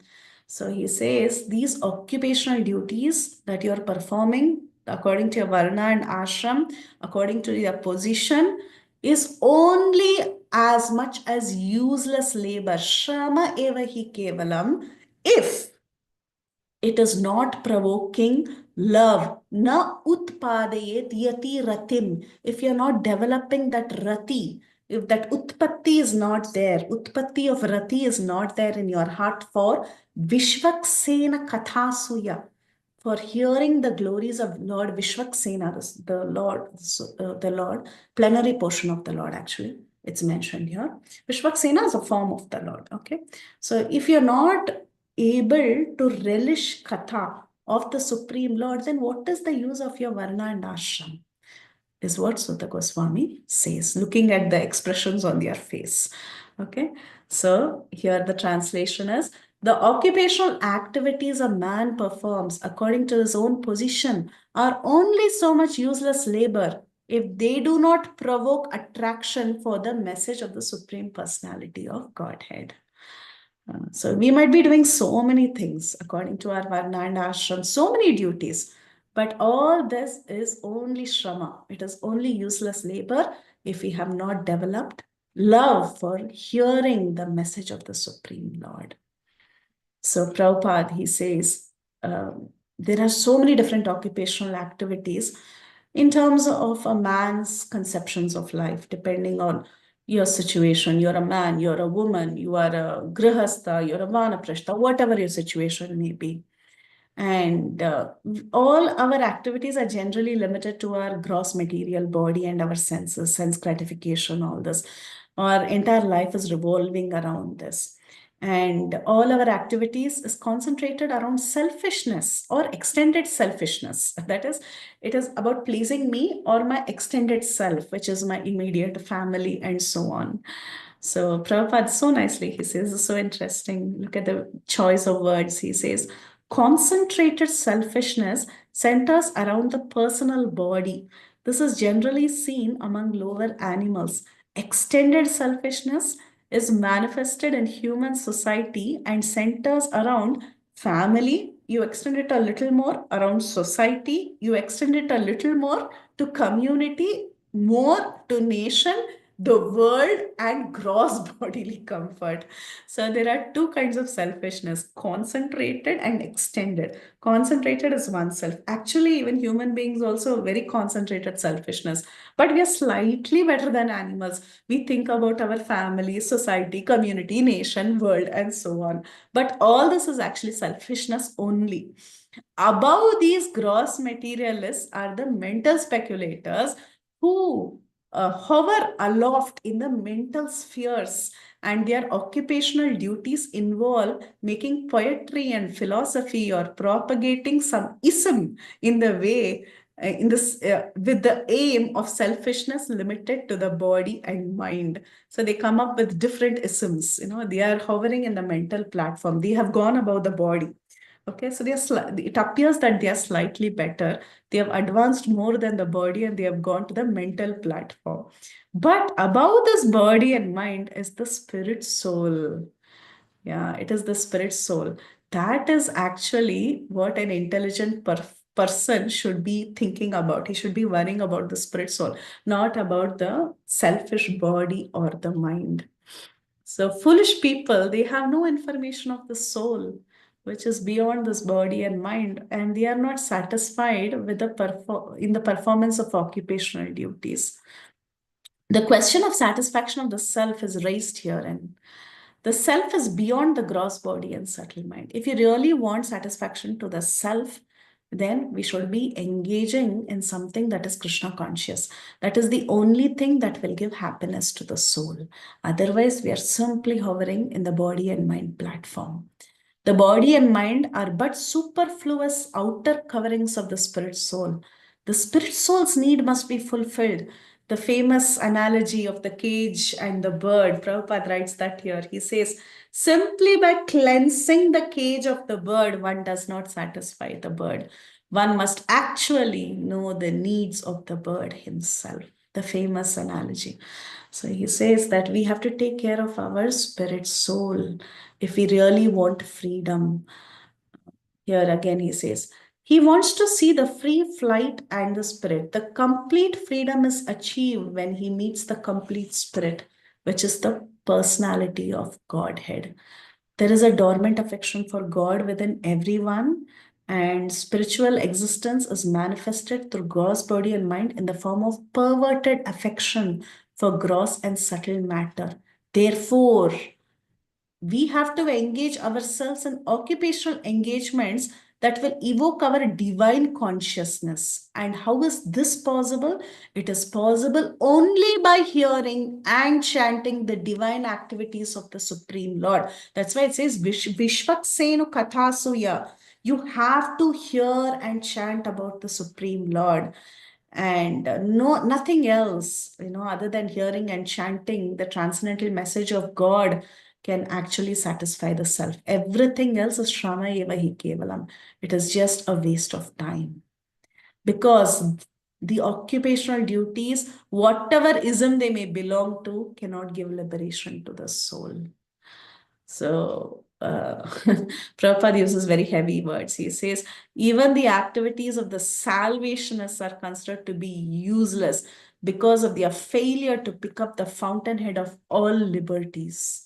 The people who are after salvation, the impersonalists and all, it's all useless because they are not picking up the fountainhead of all liberties.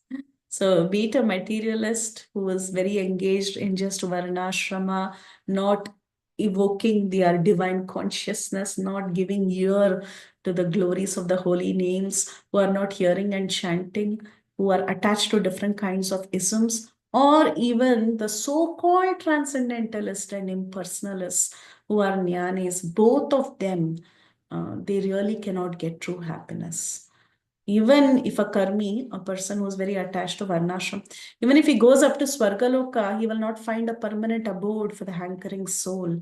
The hankering soul must be satisfied by the perfect scientific process of devotional service only. So with that, we'll stop here. The next verse, which is dharmasya hi apavargasya narto artayo pakalpate, it is actually an extension of verse 8. But I covered verse 8 today. When Mataji covers this on next Tuesday, she will touch upon 8 and then she'll come to 9. Okay, so that you have a flow. So we'll stop here and we'll continue to see the answers. Most of the answers, some answers will be seen in chapter 2 and some in chapter 3. And then we'll summarize everything together. Okay. So any questions? It's 9 o'clock. Whoever wants to log out, please log out. Please don't stay late night and you can leave. If you have questions, you can ask. Hare Krishna. Yes. Saudamani Mataji. Hare Krishna Mataji, Vaibhav Pranam. Thank you for that beautiful class. Mataji, in text 7, the purport, there was one line, Bhakti, it is sublime for pure devotees, and it is easy for the neophytes who are just on the threshold. So, what does here threshold means?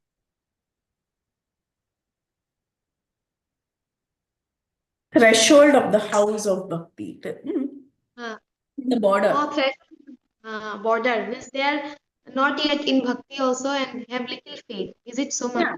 Yes, they are ready. They are almost there. Yeah. Like innocent people. Yeah, innocent people. Neophytes were just on the threshold house of Bhakti. Yes. They are open to And Mataji, Go ahead. Mataji, you can complete this one. You were telling. No, I said they are open to the process. They are right there. They'll pick it up and they'll progress. Yes. Yes, thank you. And Mataji, also, I wanted to know something a little more about Narayan Rishi. I don't have any. Only that is They were born to Dharma and Murti. We will see their story soon. Okay. So they were born to Dharma and Murti. They were performing great austerities. And then they are actually great renunciants. And they are also the presiding deities of this Bharatavarsha in one sense. And they are worshipped by Narada Muni. He offers prayers to Narayan Rishi in the 5th canto. And because they are great renunciants, once Indra, he sent some damsels to distract their tapasya. And then they created so many more beautiful damsels by just striking the thigh. Actually, this doesn't come in Bhagavatam, but then in the other Puranas, Uru means thigh. So he just strikes his thigh and he creates Uruvashi, who is the most beautiful damsel. Of course, this is not there directly in Bhagavatam, it's there in other Puranas. That's why she's called Uruvashi, the one who came from the Uru of the Lord. Yeah, she's the most beautiful. And it's very nice. There's so many stories of Narayan Rishi in Bhagavatam itself. So, yeah. They're forms of the Lord. Yeah. And of course, we also see that Arjun and Krishna expand as Narayan Rishi. So they're twins. Yeah, many Mataji, is that they're twins like, I don't. Yeah, yes, twins. Mataji. Are they twins? Yes. So the system of twins has been introduced much earlier. Yeah. Much earlier. Yes. Satyam Prabhu. Hare Krishna Mataji, Tanvat Pranam, Jai Shri Prabhupada. Very well. Very well. Thank you for the nice class. It's as always, very nice. Mataji, I don't have any question on today's reading, but in the beginning you mentioned about the sloka recitations. Show us in the portal, like where I still see like there are 16 verses for memorization. So I you said like you have guys are shorten the So list. what we did is actually with just 2 chapters, initially you had 16 verses. Now in the first 2 chapters, you have only 12 or 13 verses. Okay. First 5 chapters, we put 15 verses. In the first 5 chapters, we put 15 verses. Oh, maybe when my handbook is not refreshed, I still Not see. a handbook, Prabhu. We put another drive, not the handbook. The handbook is like that only. I can't change the handbook. But Kirtida Mataji and myself, we just worked on it again to make it a little easy for you all. So we removed some verses and we just shared a drive link. I think Mukta Mataji created that. If you see your WhatsApp, right? The Bhakti Vaibhav WhatsApp. Okay. Yeah, she just create test one memorization shlokas due end of April. So she just created this. If you open, it's a doc file. And once you go there, she has put in all many of you are seeing it right now. So she has put all the memorization verses till the end of actually third chapter. Till the end of third chapter. Yeah. And So you can at least aim for end of second chapter by April. Okay. Mataji, the proper recitation, if somebody can do for us, I mean, for pronunciation purposes, please, Mataji, because it was so nice when you say it here, but then it's difficult for us to understand and recite. So if you give all these what that for the examination or test, if you give us one file, we can just follow that and try to pronounce it. Sure. That's a request, Mataji. Thank you. No, Mataji, whatever limited pronunciation I have. No, Mataji. So because we are hearing from Yeah. you, the same recitation would be easier for us to remember. It's all Sure. hearing and remembering if I'm right. Definitely, Thank you very definitely. much. Yeah, at least till end of chapter 2, we'll aim for end of April. Actually, chapter 3, only 2 are there. Na? Okay, till end of chapter 3, we'll aim. Okay. And it's very famous verses. Chapter 3, Ete Chamsha Kalapumsha and Krishna Swadamo Pagate. These 2 are famous verses. It's okay. So test 1 that we have put, right? We'll try to aim to submit by end of April. And I was thinking per week, even if you aim to memorize 3 verses a week, if you take this as a challenge, 3 verses a week I will memorize. By end of April, we can memorize 15 verses. Okay. I'll also join you. Even I am not good at memorizing, but we'll all do it together. So we'll take a challenge to do 3 verses a week. We'll try to memorize. And by end of April, we will have everything uploaded. In a week, you try to memorize 3 verses and immediately upload. That way you don't forget, because Kali Yuga mind, we forget immediately. Okay. Yeah. Let me go back to the Zoom. Sankori. Sankari Kaur. Sankari Hare Kaur. Krishna Mataji. Please accept my most respectful obeisances. My pranams to all the Vaishnavas and Vaishnavis assembled here. All glories to Srila Prabhupada. Thank you for a very nectarian class, Mataji. I have a specific question on verse 2 of chapter 2. If we come to the last paragraph of the purport, the first line starts by saying Srila Shukadev Goswami was a Vaishnava from the beginning, right? But we know that he wasn't coming out of the womb of his mom, and then took him 16 years. Krishna had to come himself to request him to come out, and then he just leaves for the jungle, and then there are these 2 shlokas that Vyasamuni says, and then he hears them, and that's what attracts him to the beauty of Krishna and to the leelas of Krishna. So we know that he started off as a Brahmavadi. So how we are saying here that he was a Vaishnava from the very beginning, Mataji? Yeah, from the very beginning after he walked out. Okay, so that was a caveat there. Okay, after he walked out. Because he's the one who has heard the Srimad Bhagavatam and spoken the Srimad Bhagavatam right after he walked out, right? So he, without even undergoing any purificatory ceremony, so he's a great Vaishnava. He didn't have to undergo different stages. That is the idea. Yeah. Oh, okay. May I add? He very clearly says, Nairgunya api parinishthito. Parinishthito be Nairgunya. Uttam slok artha hai. परिनिष्ठितोपनैर्गुण्य उत्तम श्लोक लीला गृहुच्येता राजर्षे आख्यानम yad adhitvan. The akhyan which I'm going to tell is captured my mind so much. Although I was a Parinishthito Naigunya. That's how I came to this. This he himself has said. Sorry for interruption, Mata. Yes, Prabhu. Thank you. Thank you for adding. Thank you.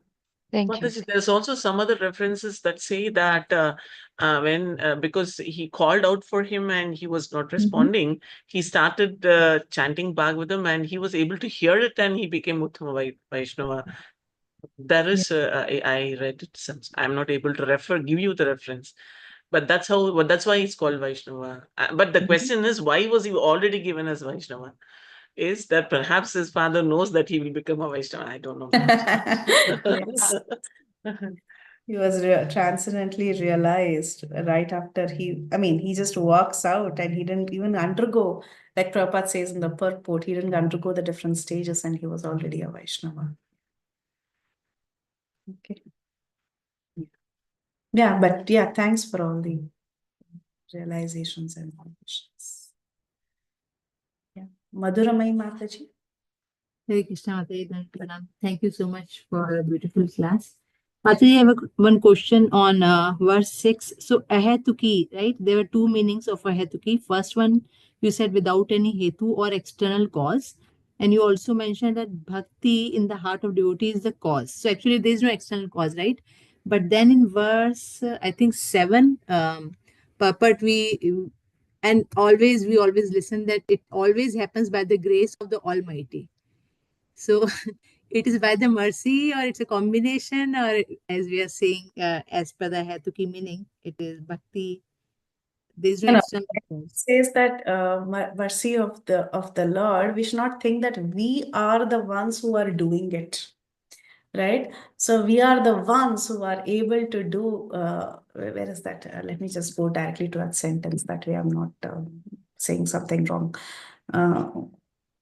You said mercy of the Almighty. Yeah, that's in verse 7, I think, last paragraph. Last paragraph. 4th line. This is not possible by dry reasoning. It actually happens by the grace of the Almighty. Yeah, nothing is possible by our own efforts. That is the idea. Everything is possible only by the grace of the Supreme Lord. So basically, we should not think ourselves to be the doer. Okay, I am doing this. That kind of attitude is not there. But bhakti in general is ahaituki only. It comes through bhakti from the heart of another devotee. Okay, so when we think that I am the doer, that kind of mentality is not recommended. We always remember that whatever is possible is only possible by the mercy of the Lord. So it's a combination, right? Like it's coming from the heart of a devotee. That is a full and by the grace of the Lord. Full topic from Madhurya Kadambini. It will take 7-8 sessions to do that. So how Let's this finish Bhagavatam first, Mataji. I know. Yeah, that's why I'm not getting into too many details. But for now, just take bhakti. It's coming from the heart of the devotee. And our endeavors are nothing, right? So that thought we should always have in our mind.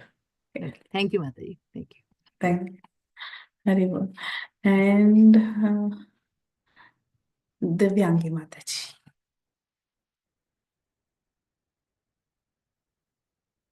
Hare Krishna, Mataji, Pranams. Thank you for the very beautiful class. Mataji, you had mentioned that Saraswati Devi is the consort of Lord Sankarsana.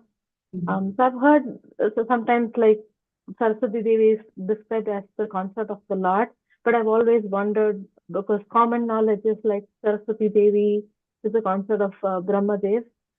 So, can you expand a little bit more on Mataji Saraswati Devi's position in the spiritual world and how, if it relates to her position as the consort of Brahmadev? So all the demigods, they all have their position in Vaikuntha as associates of the Lord, and their expansions are also present as demigods in this material world. So here they come as the Jiva. There is a Jiva representative of the demigods in this material world. So the Saraswati in this material world is the consort of Brahma, and she presides over knowledge in this material world. But specifically here, the commentators say that it is Shakti of Krishna. That's why I had to talk about the Saraswati in the spiritual world. Like Ganesha is also there in the spiritual world. And they are expansions, they come to the material world, and certain jivas, they take that position of that particular demigod. Who are expansions from the who are expansions of the original in the spiritual world. So I don't know if you are a follower of the Goloka chart.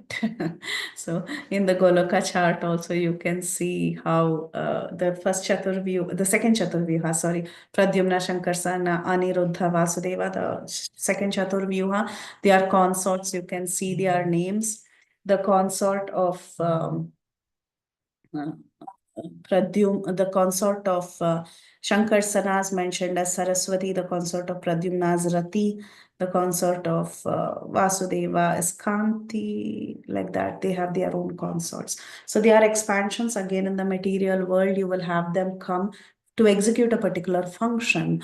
Like Saraswati is in charge of knowledge and scriptures and all that. So as an expansion of that spiritual Saraswati is the mundane Saraswati, who takes charge of that position and takes charge of that activity. So it's like that. Again, there is Ganapati, who's he in the spiritual world in Vaikunta. He is actually in the army of Vishwaksena. Vishwaksena is the commander-in-chief of Narayana's army in Vaikunta. So his chief in his who functions under him is Gajanana in the spiritual world, and his expansion in the mundane world, you see Ganapati. So you see Vaishnavas, like in Nectar of Devotion, you would have studied Vaishnavas, they do Vishwaksena Puja. They don't do Ganapati Puja. So like that, you have some representative in the material world as well of all the personalities in the spiritual world. Okay, to take care of material affairs, if that helps. Yes, Mataji, thank you so much. Thank you. Hare Krishna. Yeah, Praladananda Prabhu. Pranam Mataji. I have some reflections, if you allow me to speak. Yeah, always. Yes. I heard some of this from Sripad Radha Govind's lectures. He is really very erudite in Sanskrit. So he was defining the word Vipra in the first sloka. Vipra. He says Vipra means Vidya Praveen. Wow. That's why he's like that. Also, so many things like, in that first he says about Varnashram. Varnashram Acharvata Purushan Parapuman. That is what he is also quoting there. Vishnu Raratya Panta Nanyat Tattvas Karanam. This is Vishnu Puran sloka about the Varnashram. So what is the essence of Varnashram is to Tosanam, Hari Tosanam. Right? Whichever status of Varnashram you are, but the sole purpose is to Hari Tosanam. That sloka is there. Also regarding, that one must approach a bona fide spiritual master. That one is a tad vignartham sa gurum evam avigachet. Yes. That's a Mundaka Upanishad. Samatpanim Shrotriyam Brahmanishtam. That's also. Another thing about this, Mataji was asking about, what is the threshold of bhakti. That one also I've heard that, the threshold is Anasuya way. It's 9.1, 9th chapter, first sloka, Bhagavad Gita. Idam guhyatam, Bhagavan is telling that I am telling you this Shastra because you are Anasuya way. You have no enviousness about me. So that's where really the seed of bhakti starts provoking. Correct. If one has little bit of dvesh for Lord Shri Krishna, then probably, it will not sprout. So that's one of the. Another thing is about the bhakti, that where does the bhakti come from? But bhakti is, Chaitanya Ratamrita says, Nitya Siddha Krishna Bhakti Sadhya Kabunai. Sravanadi Suddha Chitte Karai. And Prabhupada Maharaj elsewhere is comparing that, it's like dormant fire in the wood. There's fire, inbuilt fire in the wood, but it requires a stimulus from outside. And that stimulus comes from the mercy of a great devotee like Sri Prabhupada. That's everybody has the bhakti inbuilt because mummy wants to jivalo like that. So that's what kind of thing is like that. Another thing I wanted to how to memorize these slokas, I have found out some tricks by which I remember many of the slokas like that. The first thing is to like the slok. Yes. Really like this slok, I have heard this Sankardan Das Prabhu, the preacher. He always mentioned that make this slok your own. So as soon as you like the slok, the first thing one should do is to write it down on a piece of paper, right? And write down a Sanskrit, write down the meaning there, just in different pen color, and keep it in your pocket. Right? And always remember the first word. Right? The first word, if you remember, then the subconscious will take care of the remaining. Yes. Right? Yes, if you remember, Parinistito and Vinayirgunya Uttam Slok Leela, Gruhyata Rajarsya Kyanam Yadaditva. So, see, if you remember the first one, then the mind will help you to, and Bhagavan Krishna, of Remember course, the second. so these are some of the tricks which helps me in remembering so many slokas like that. So that's what I wanted to share for others also. They can like that. So remembering, Prabhupada Maharaj has used the word mold your life in such a way. Right? So I have programmed. When I'm taking showers, 10 slokas, Kunti Struti slokas. These I must do. When shaving, what sloka? What brushing, what sloka? So if you mold like this, then your mind, subconscious, kind of becomes trained like a child. And automatically we can remember so many slokas. And if you remember the meaning, it helps. Another good thing is to sing the sloka. Because when you are singing, it allows you few seconds to find out the next word. The mind catches the next word like that. It's little alap, say Krishna Kalayadas Prabhu has taught us. First slok is Sardula Vikridita. Masajasa Tataga, which is like that. And every 12th, you little read. Janmadhyasya yato anvayad. Rup jao. And then it gives you time to think about the next one, and the mind is like that. So these are small tricks, just I have tried to do, and kind of helps me like that. So I just wanted to share that matter. Thank you very much for. Thank you, Prabhu. And sometimes we give this excuse, oh, I'm getting old, I'm not able to memorize. But after seeing you, I should not give that excuse anymore. But it does require Nishya, Dharya, like that. Because as I said, I got initiated in 1984.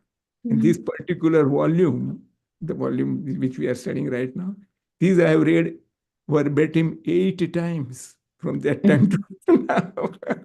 Verbatim. And every juncture, wherever what I've remembered, I write down in the margin the slok and, the meaning and all these things. So it kind of, gives you a better kind of retention next time when you read it. That kind of thing. So I'm again sorry it took so much time to speak. Thank you so much, Prabhu. It's very inspiring. Thank you. Yes, Satyam Prabhu. Mataji, when we were discussing about Sukdev Goswami was like Vaishnavas at that, the time of birth itself.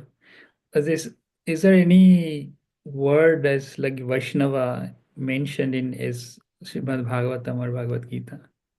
Or is it a word like coined later?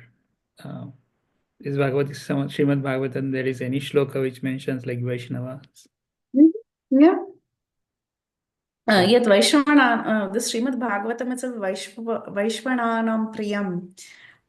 It is the favorite of the Vaishnavas. There's a verse like that only. Yeah, Vaishnavas are there. That word is there in many, many places. Yes, Prabhu. Yeah. I can give you some verses maybe.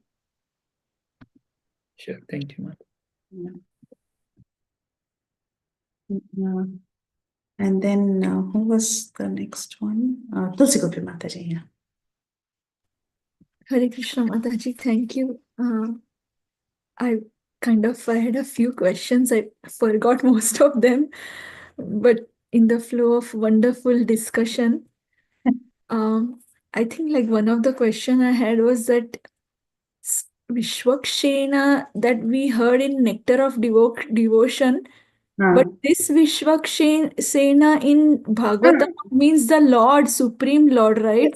Yes. But in Nectar of Devotion, Vishwakshena means the commander-in-chief or something like that, right? Yes, correct. You're right. So is his name Vishwakshena in spiritual world, the commander-in-chief, or it's just one of the names of the Lord, or like? Both. One of the names of the Lord is Vishwaksena because he is Vishwaksena. The Supreme Lord is Vishwaksena himself. The commander, the associate of the Lord in the spiritual world is also called as Vishwaksena. Yes. Okay. Here, And- in this context, it is the Supreme Lord. You are 100% correct. Yes. Okay. And other question was that previously I don't know which, from where that story is sourced, but that Saraswati Devi is the daughter of Brahma and he got attracted to her when she was born. Was that Saraswati Devi or some other daughter, or? It's called Vak.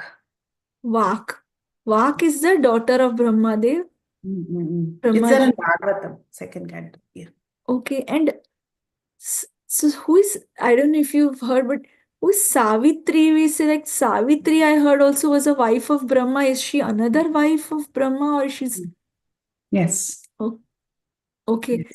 And the other question I had was that before I came to Krishna consciousness, for many years, my mother had a guru. I mean, I don't know if we should call guru, but like a spiritual guide, I would say. Then he used to say that I have Baal Bhav, like I consider like some, or I don't know, like I've heard that he said I consider myself as the child of God. So that would that be considered under the dasyam or what? Yeah. If your child. Yeah.